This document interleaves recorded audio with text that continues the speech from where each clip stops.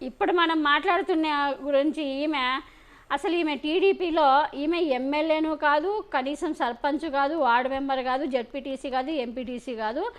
ఈమె ఈమె అసలు ఈమె గొడ్డిపాటి టీడీపీ గొడ్డిపాటి లక్ష్మి అని ఈమె చెల్లెలు అనమాట, ఎమ్మెల్యే చెల్లెలు ఓవర్ యాక్షన్ చేసింది. ఇప్పుడు ఆ వీడియో చాలా వైరల్ అవుతూ ఉంది.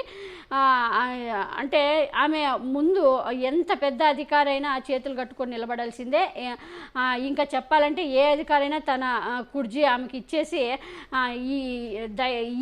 ఈమె దయ అంటూ ఆమె ఎదురుగా సదరు అధికారి నిల్చోవలసిందే, లేదంటే కూర్చోవలసిందే. దీంతో ఈ వ్యవహారం పల్నాడు జిల్లాలో హాట్ టాపిక్గా మారింది. ఇంతకీ ఆమె ఎవరు అనుకుంటున్నారా?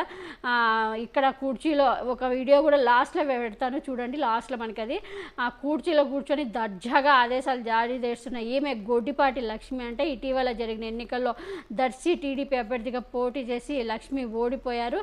అయితే ప్రస్తుత విద్యుత్ శాఖ మంత్రి గొట్టిపాటి రవికుమార్కు స్వయాన అన్న కూతురు. అందుకే కాబోయే మా బాబాయ్ మంత్రి అనుకున్నారేమో. దర్శి నియోజకవర్గంలో టీడీపీ ఇన్ఛార్జిగా ఉన్న ఆమె నియోజకవర్గంలో హల్చల్ చేస్తున్నారు. తానే ఎమ్మెల్యే అన్నట్టుగా అధికారులపై పెత్తనం చెలాయిస్తున్నారు.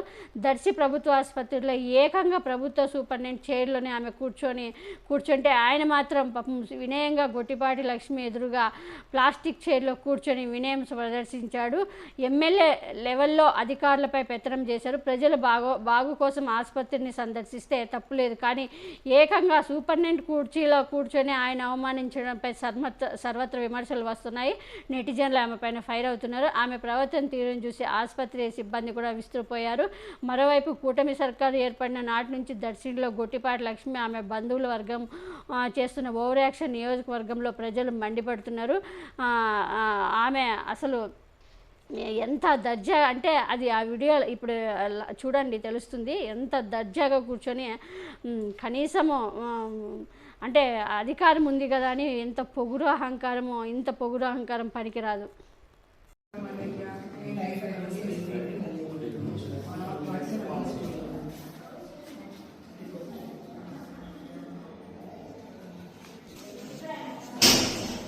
కంపల్సరీగా పాజిటివ్ వస్తే